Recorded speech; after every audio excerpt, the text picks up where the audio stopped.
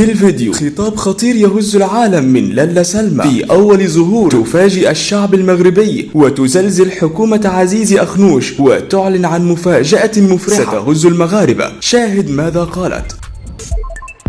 ولكن إذا كنت مسلم وتتفق بأن لالا سلمى أفضل أميرة في العالم فيرجى الإعجاب بالفيديو وتعطير فمكم بالصلاة على رسولنا الكريم. أصبح المواطن المغربي يعيش ظروف صعبة وقاسية خلال الشهور الأخيرة، وذلك بسبب الارتفاع الغير مسبوق في أسعار المواد الغذائية والمحروقات وغيرها، ولم يعد للمواطن المغربي مفر وأصبح يعيش على حافة الفقر، وذلك بسبب الحكومة المغربية الفاسدة. لكن ما هز العالم وهو ما قامت به الأميرة لالا سلمى بعد هذه الأزمة. وأعلنت شبكة تويتر في تدوينة جديدة نشرتها جاء فيها قالت لالا سلمى اليوم في تصريحات تداولتها الصحافة المغربية: إذا كان المغرب قد حقق تقدما ملموسا يشهد به العالم إلى أن النموذج التنموي الوطني أصبح اليوم غير قادر على الاستجابة للمطالب الملحة والاحتياجات المتزايدة للمواطنين المقهورين، وغير قادر على الحد من الفوارق بين الفئات ومن التفاوتات المجالية وعلى تحقيق العدالة الاجتماعية. وأضافت لالا سلمى: وفي هذا الصدد ندعو الحكومة والبرلمان ومختلف المؤسسات والهيئات المعنية كل في مجال اختصاصه لإعادة النظر في نموذجنا التنموي لمواكبة التطورات التي تعرفها البلاد. وأكدت لالا على أنها لن تتردد في محاسبة من ثبت في حقه أي تلاعب أو تقصير بمصالح المواطنين، لافتة إلى ضرورة التنفيذ الجيد للمشاريع التنموية التي تم إطلاقها. وفي النهاية إذا كنت تفتخر بالأميرة لالا سلمى وتتفق مع كلامها فيرجى الإعجاب بهذا الفيديو ولا تنسى الاشتراك في القناة.